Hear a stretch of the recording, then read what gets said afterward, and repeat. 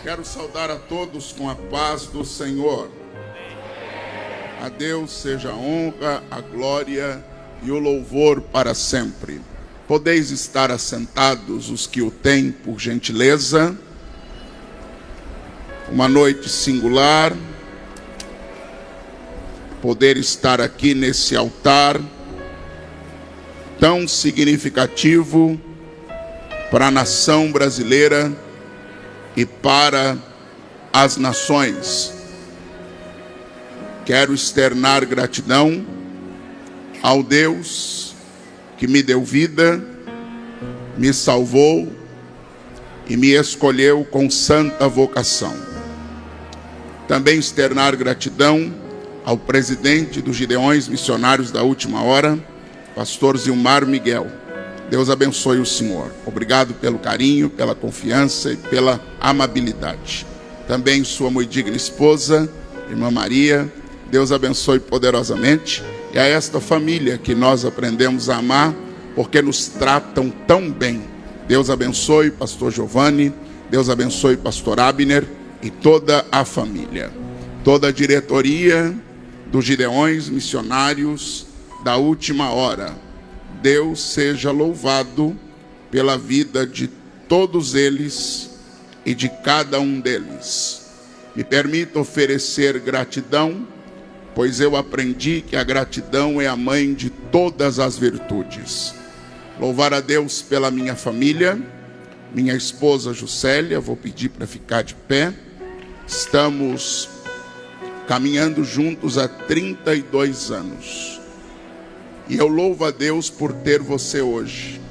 Mas eu louvo a Deus por ser seu esposo desde o tempo que a gente caminhava para pregar e ganhava a coxinha do fim do culto.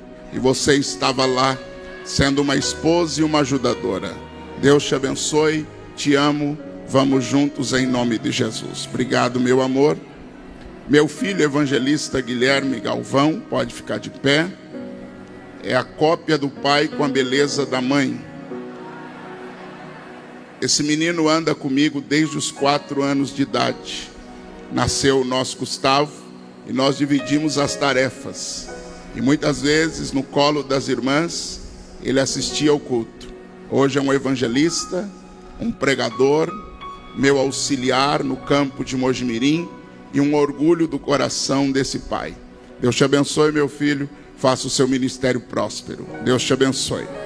Poder estar aqui acompanhado também de minha sogra irmã Lourdes, minha mãe Maria, Deus abençoe, e ter uma imensidão de amigos aos quais a todos gostaria de nominá-los, e falo-ei dentro do tempo permissivo, mas agradecer a Deus por ter aqui pastor Eduardo Lopes, meu amigo, sua esposa irmã Paola, seu filho Júnior, agradecer pela vida do pastor Ivan, Deus seja louvado, pastor Reginaldo, irmã Michele, toda a família. Agradecer a Deus por ter aqui o Eliezer, filho do saudosíssimo pastor Luiz Antônio. Deus te abençoe, Eliezer, poderosamente.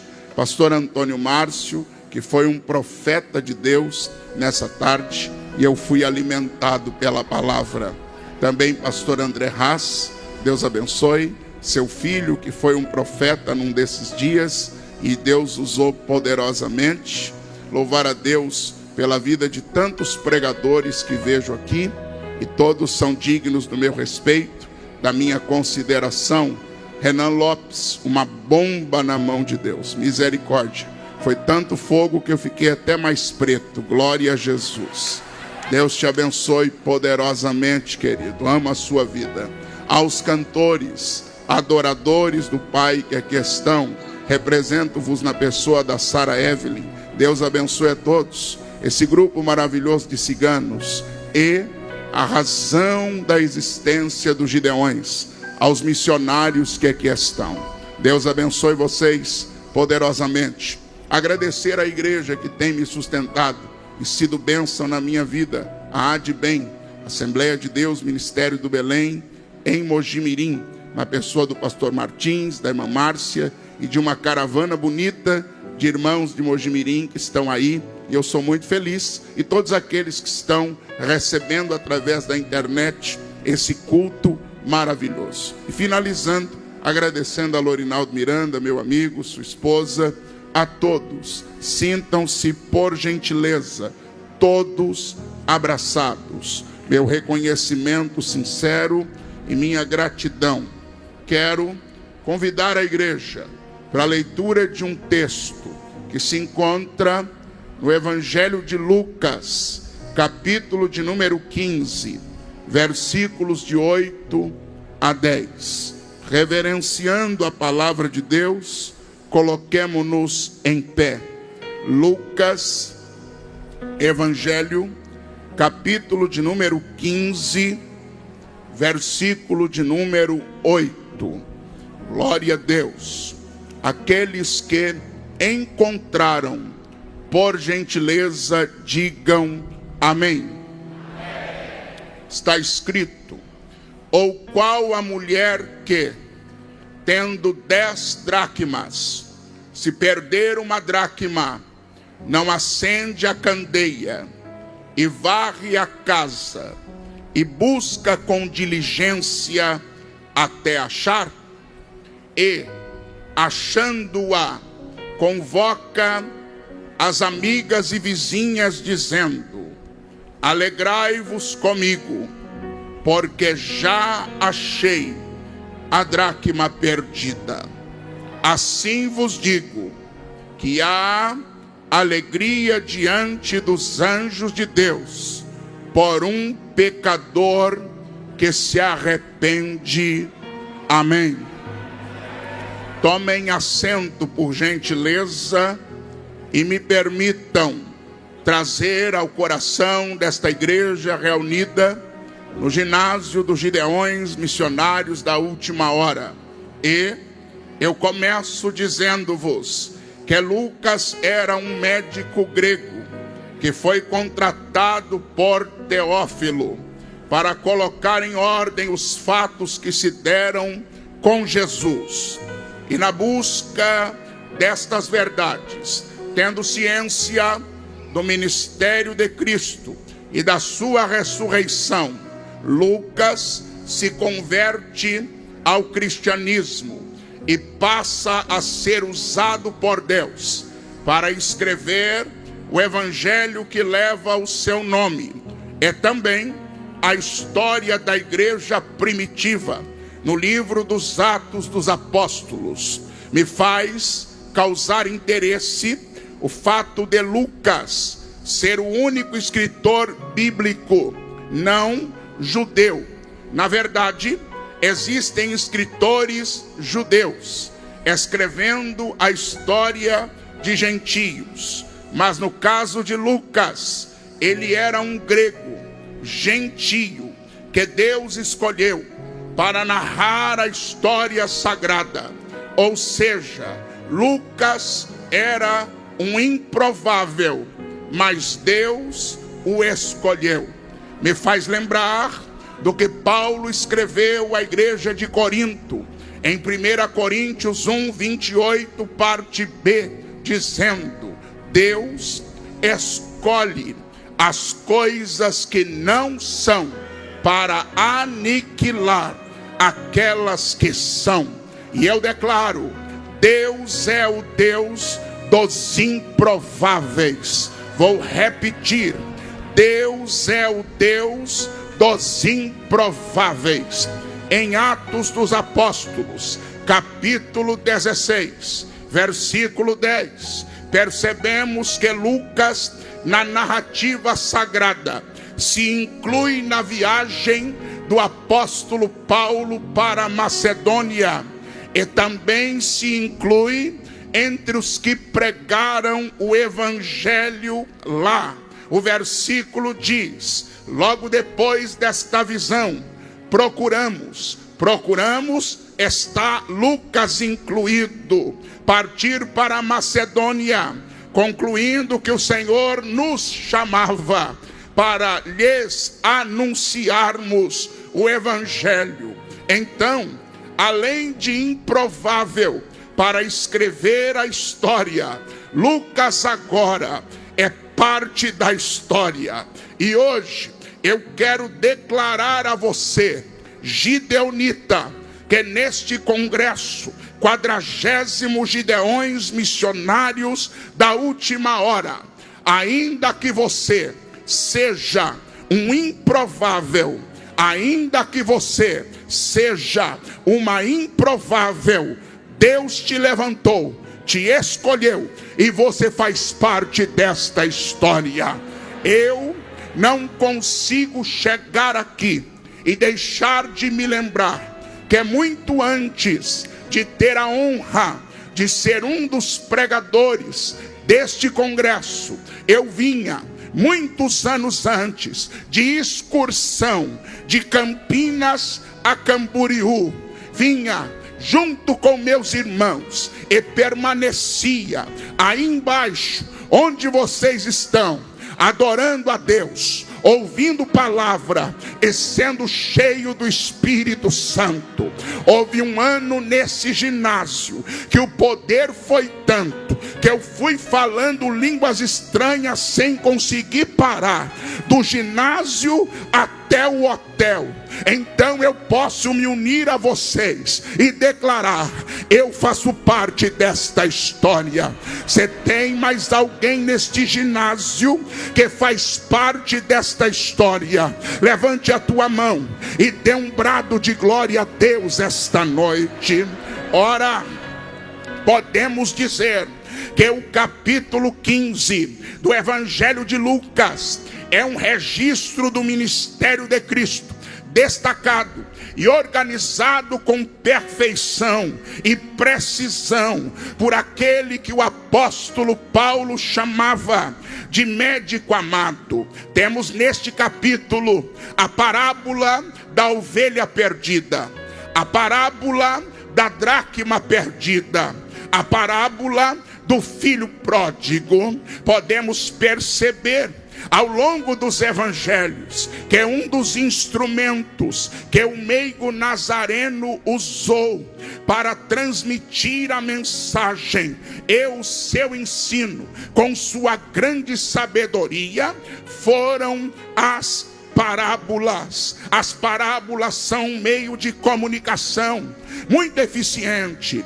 e muito usado na Bíblia. Parábola é uma narrativa alegórica que utiliza elementos do cotidiano para transmitir uma verdade ou um ensinamento moral, espiritual ou teológico. Jesus usou parábolas para tornar seus ensinamentos acessíveis e impactantes para aqueles que o ouviam.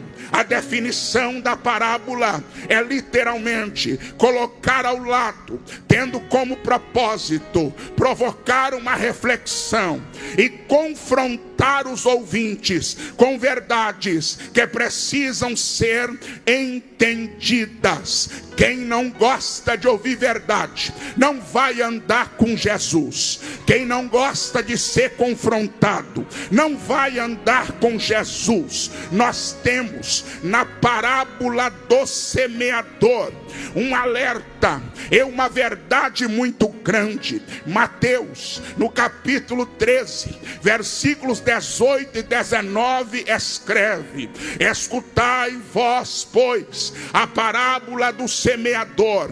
Quando alguém ouve a palavra do reino e não a entende, vem o maligno e arrebata o que foi semeado no seu coração.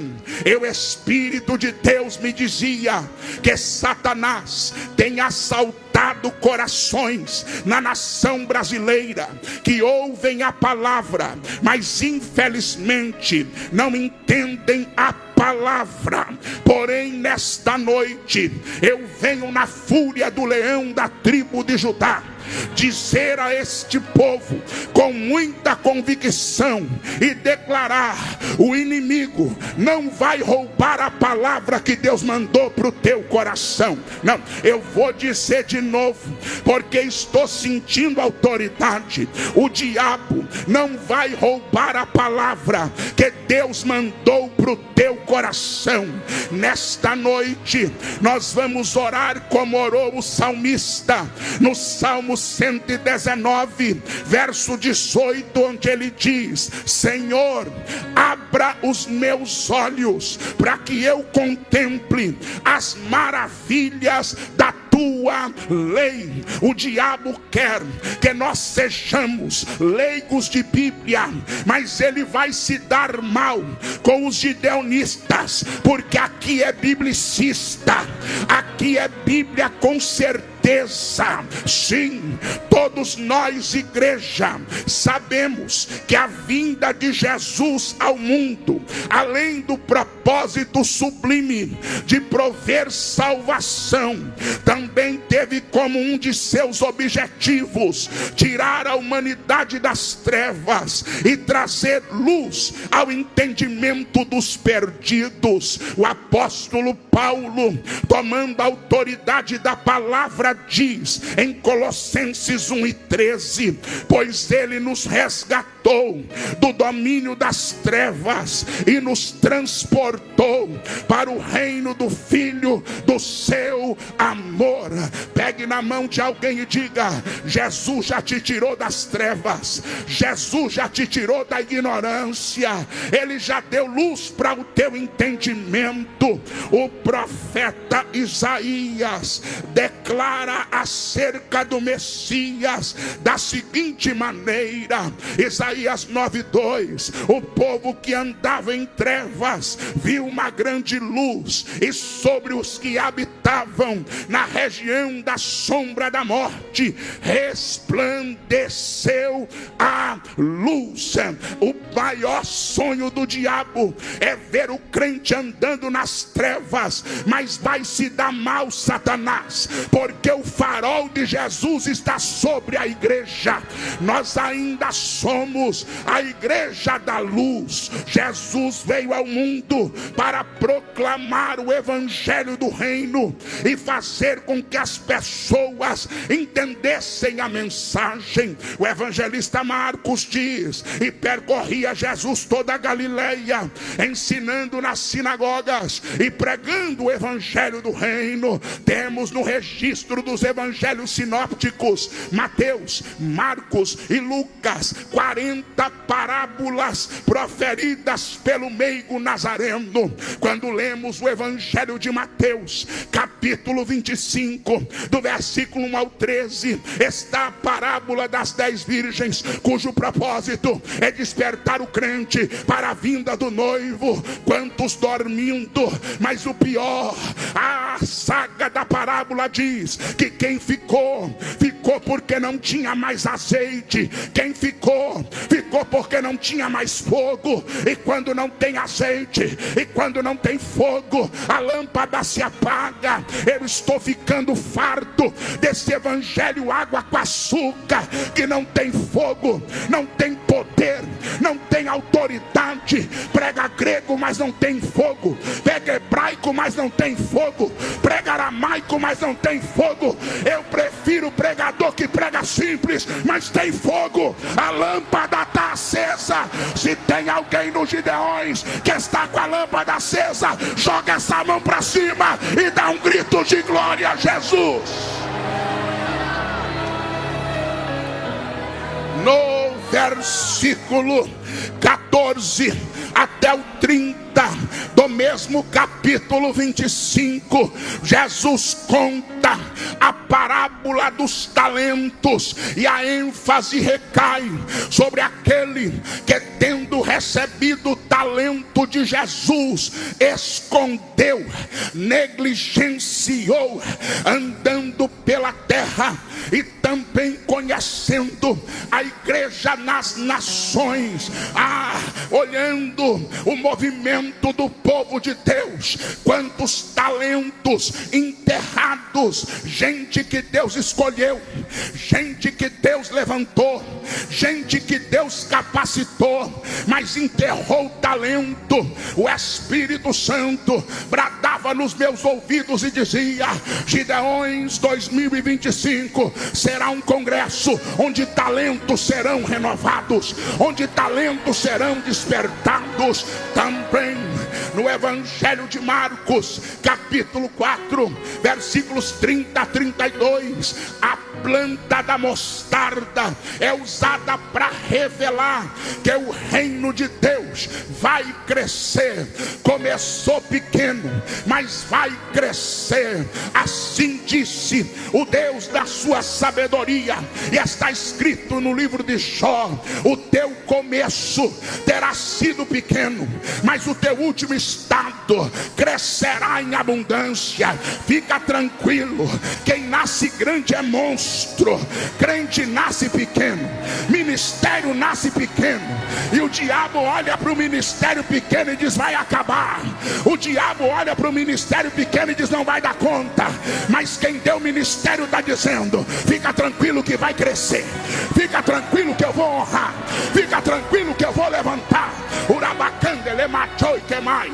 Em Lucas capítulo de número 10, versículo de 25 a 37, nós temos a parábola do bom samaritano, que nos ensina que o amor ao próximo verdadeiro e genuíno se traduz em atitudes concretas. Tenho certeza que aquele sacerdote, por ser pregador, pastor Silas, dos mandamentos, pregava que tinha que amar ao próximo, mas na hora de ter atitude, ele passou de largo. Tenho certeza que o levita da parábola cantava sobre o amor ao próximo, mas na hora de ter atitude, Caliane, ele passou de largo.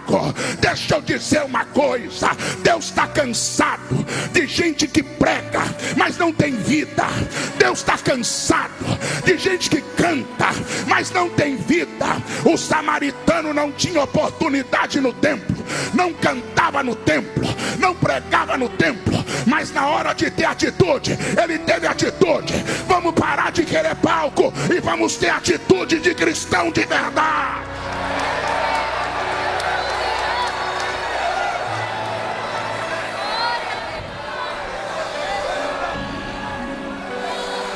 Aleluia.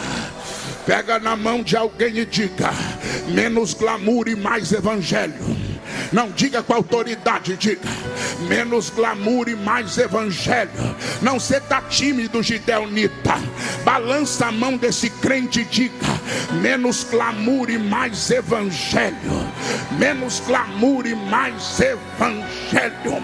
Agora, na parábola da dracma perdida, registrada pelo evangelista Lucas, nós podemos, à guisa de interpretação, termos a mulher representando a igreja, temos a casa representando o templo, e termos a dracma simbolizando uma vida preciosa que se perdeu. Interessante que na parábola da ovelha, ela se perde e fica fora do aprisco. Na parábola do filho pródigo, ele se perde e fica fora da casa do pai. Porém, na parábola da dracma, ela é perdida dentro de casa, dentro desta palavra, e através da inspiração que Deus me deu, o Senhor me despertou para a realidade e a necessidade da obra missionária na Judeia, em Samaria e até os confins da terra. Temos sim que ir aos 4 quadrantes do planeta, levar o evangelho. Temos que pregar a tempo e fora de tempo. Porém, o Espírito de Jesus Cristo bradou no meu coração dizendo que Jerusalém está incluída na tarefa missionária. Jerusalém, na época de Jesus, era o centro da religiosidade e da espiritualidade, a cidade onde estava o templo de Deus, a cidade onde se concentravam as grandes escolas de teologia daquele tempo. Contudo, Jerusalém havia se corrompido com o legalismo hipócrita dos fariseus, com a incredulidade dos saduceus, que não criam mais no sobrenatural, com o rigor separatista e exclusivista dos essênios, e com a politicagem profana dos herodianos. É triste constatar que no tempo de Jesus, o santo templo de Jerusalém havia se tornado um lugar onde cambistas negociavam o sagrado, associados com sacerdotes corruptos. Mas o que ninguém contava era que Jesus chegaria no templo para pôr ordem naquela balbúrdia. O escritor sagrado evangelista Marcos diz em Marcos 11:15: e vieram a Jerusalém, e Jesus entrando no templo, e Jesus entrando no templo, e Jesus entrando no templo, e Jesus entrando no templo. Veio para pregar? Não, hoje ele não veio para pregar. Veio para fazer um sermão novo? Não, hoje ele não veio para fazer sermão novo. Veio para se apresentar? Não, hoje ele não veio para se apresentar. Nesse dia ele entrou no templo para jogar a mesa de cambista para baixo. Nesse dia ele entrou no templo para mostrar que casa de Deus não é casa de negócio. Nesse dia ele entrou no templo para dar chicotada no lábio de sem vergonha que quer ganhar dinheiro em cima da fé. Se fé para você é lucro, você está no lugar errado. Que é lucro, vai no mercado financeiro. Fé não é para dar lucro, fé é para gerar alma. Jesus está entrando no templo. Jesus está entrando no templo. Pega na mão de um crente do teu lado e diga: Jesus está entrando no templo. Jesus está entrando no templo. Jesus está entrando no templo. Jesus está entrando no templo. Qual é a consequência da atitude de Jesus com os cambistas e com os vendedores de pombo? Versículo 18: e os escribas e os principais sacerdotes, tendo ouvido isto, buscavam ocasião para o matar, pois ele o temia, porque toda a multidão estava admirada acerca da doutrina. Me permita dizer uma coisa séria: há um problema quando Deus levanta um profeta. Os escribas querem matar, os herodianos querem matar, os essênios querem matar. Sabe qual é o problema com essa corja? É que está tudo assentado nos púlpitos. Herodiano não fica lá no meio da multidão dando glória, não. Herodiano gosta de púlpito. Essênio não fica, não chega no pavilhão na manhã missionária 5 horas da manhã para adorar, não. Ele gosta de posição no altar. Essênio, o saduceu, não crê em nada. Eu estou ficando chateado com esses saduceus. Não pode mais profetizar, não pode mais ter visão. O saduceu gosta é de gente falando bonito, enganando o povo, estendendo lençol para tirar oferta. Vai estender lençol na casa da sua sogra.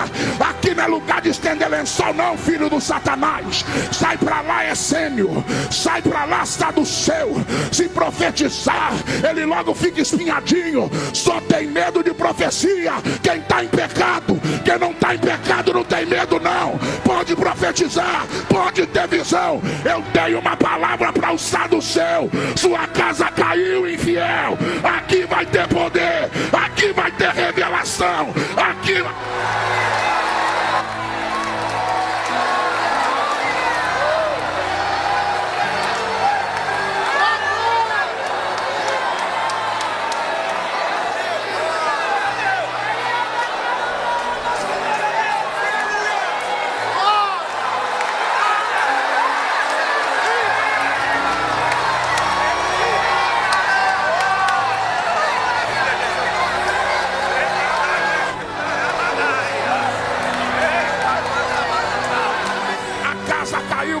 do céu. Onde tiver um crente pentecostal, solta um grito para o saduceu ficar triste.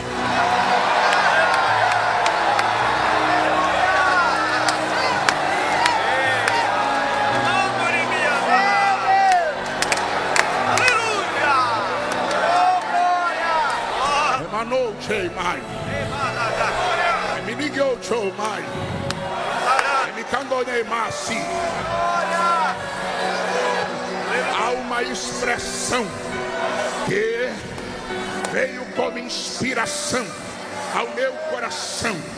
Eu quero ser fiel àquele que me deu a santa mensagem e dizer esta verdade.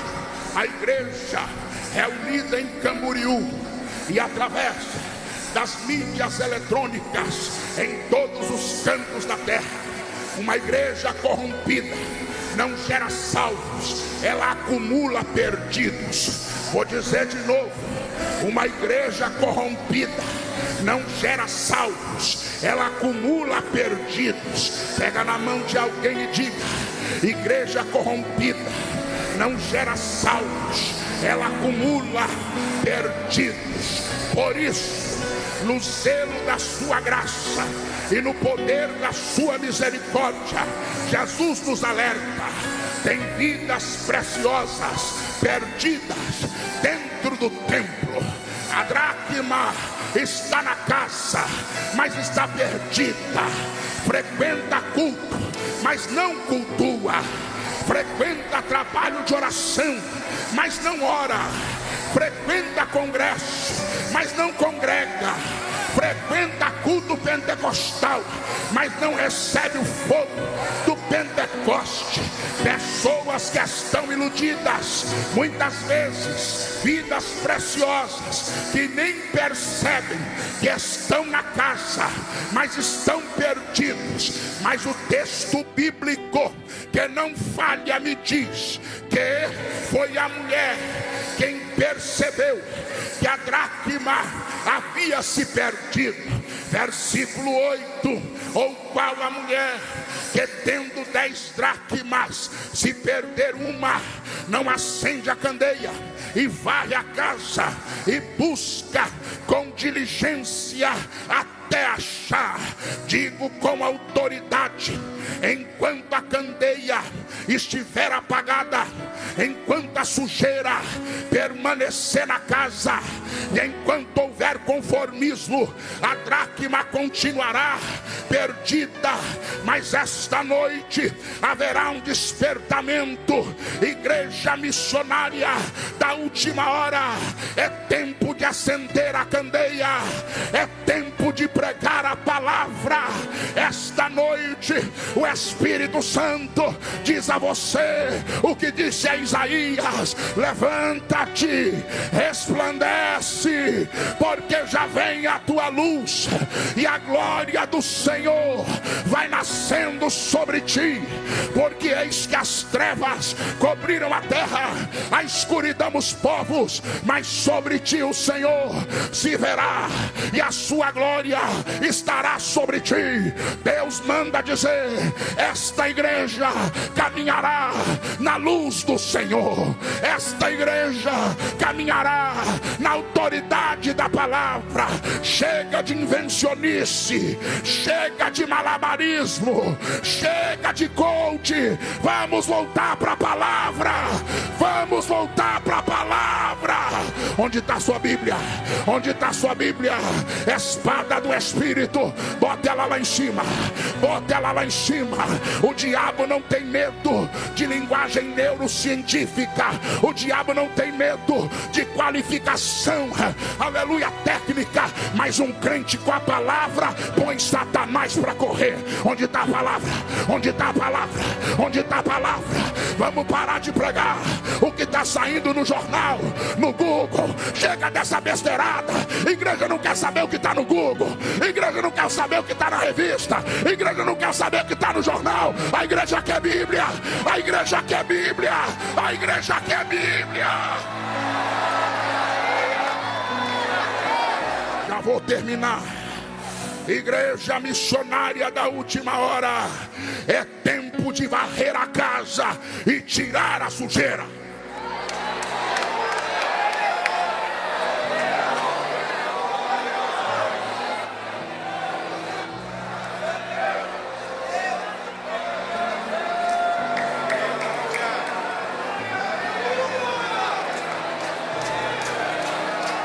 Há 16 anos que Deus me dá a honra de pregar nos Gideões missionários da última hora. E nesses 15 anos, eu nunca fui um covarde. Debaixo de pressão, debaixo de peia, debaixo de crítica, sendo jogado de lado, sendo humilhado, deixado para depois, mas eu nunca fui um covarde. Se colocar de noite, Tiago Donato, o negrão prega. Se colocar de tarde, o negrão prega. Se colocar de manhã, o negrão prega. E se nem colocar, o negrão prega. Uremai, Koche, Pakatoke, Uramande, que Manassu de Canai. Eu não sou o negrão dos Gideões. Eu ainda sou o menino da 13 de maio, que abria a Bíblia em frente à mesbla e pregava, abria a minha boca. Então, meu irmão, eu não dependo do afago de ninguém, não. Amo estar aqui, zelo por estar aqui, quero continuar aqui, mas eu ainda tenho grito na minha boca. Deixa o negrão pregar, deixa o negrão pregar, deixa o negrão pregar, deixa o negrão pregar. A sujeira só se acumula quando quem deveria se encarregar em manter a casa limpa negligencia essa tarefa. Em Lucas capítulo 11, Jesus diz que o diabo gosta de sujeira, porque quando ele sai, a casa é varrida e é limpa. Quem gosta de sujeira é Satanás. Quem gosta de falcatrua, Jonathan, é Satanás. Quem gosta de caixa 2 é Satanás. Quem gosta de mentira é Satanás. Mas eu vim aqui esta noite, na autoridade do leão de Judá, dizer: a sujeira vai sair, a sujeira vai sair. Urabá cantei, urabandou quemai, urabá. Segundo Crônicas 29, 4 e 5. E trouxe os sacerdotes e os levitas e os ajuntou na praça oriental. E Deus lhe disse: ouvi-me, ó levitas, santificai-vos agora, santificai a casa do Senhor, Deus de vossos pais, e tirai do santuário a imundície, o que é imundo, o que é profano, o que é sujo. Só santifica a casa quem tem vida santa. Chega de sacerdote sujo, chega de sacerdote com mão suja, chega de sacerdote com veste suja. E não adianta olhar para mim com cara feia, não. Se olhar com cara feia, eu vou entender que você é sujo, eu vou entender que você é sujo. Chega, chega. O anjo de Zacarias está descendo aqui. Ele vai arrancar a veste suja e vai pôr veste nova. Vai ter veste nova nos Gideões, vai ter veste nova. A sujeira vai sair. Chacoalhe um crente do teu lado e diga para ele: a sujeira vai sair.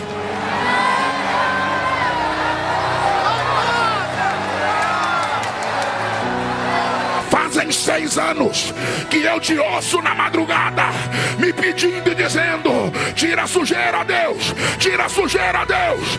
Este ano, minha serva, será o 7º ano, e o ano 7 é o ano da minha perfeição. Eu me levantei do céu, a sujeira vai sair, assim diz o Senhor. Debi, Jobi, Kawi, Prewi, Laui, Jobi, Canti, Bragi, Jobi, Manti, Fragi, Jobi, Debi, Boi, Laui, Bimanaia, Demanchou, Demai, Remanda, Lebanaia. Tem uns filhos do diabo dizendo: se tirar a sujeira, as almas não vêm. Mentira de Satanás. Quando a sujeira sai, a dracma é achada. Quando a sujeira sai, as almas se convertem. Quando a sujeira... Cadê o grito de santo, ciganaiada? Cadê o grito de santo? Cadê o grito de santo, igreja? Cadê? Cadê? Eu quero ouvir esse ginásio dizendo: santo, santo. Eu vou te dar 1 minuto. Só quem não gosta de sujeira grita: santo.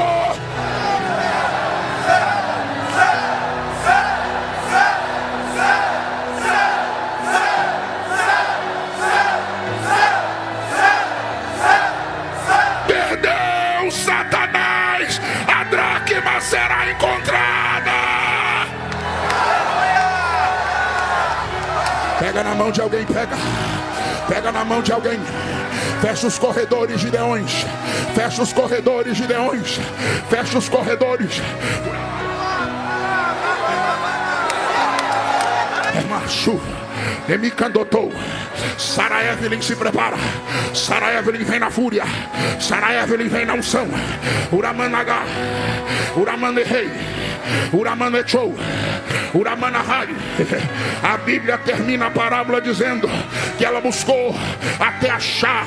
A igreja não pode desistir das almas. A igreja não pode desistir das vidas. A igreja não pode desistir da obra missionária. A ovelha perdida foi encontrada. O filho pródigo voltou. A dracma foi achada. E nesta noite, 2 de maio de 2025, a palavra de Deus para os gideões é esta: assim diz o Senhor, reprime a tua voz de choro e as lágrimas dos teus olhos, porque há galardão para o teu trabalho, diz o Senhor, e os teus filhos voltarão da terra do inimigo. Se perdeu dentro de casa, vai ser achado. Quantos desviados, quantos perdidos, quantos desanimados, mas eu tenho uma palavra de leões: a dracma vai ser encontrada.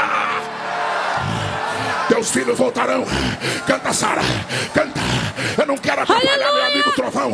Canta, canta, canta. Eu não tô aqui pra olhos no Senhor Jesus. Menimochoi Kama. Segure a mão de quem está à tua direita. Receba a bênção. Eu amo esse hino, mas eu vou gritar bem alto para todo mundo ouvir. Eu quero Pentecoste. Chega desse negócio de mamão com açúcar. Chega desse negócio de hino worship. E de hoje é hino worship. E de hoje é hino de fogo. Lá para baixa da égua. Eu quero fogo, rapaz. Eu quero fogo, rapaz. Eu quero fogo, rapaz. Eu quero fogo, rapaz. Urabacandala mandara sou. Urabachema na candala. Olha o renovo, Renan. Olha o renovo, Renan. Olha o renovo, Eduardo. Olha o renovo.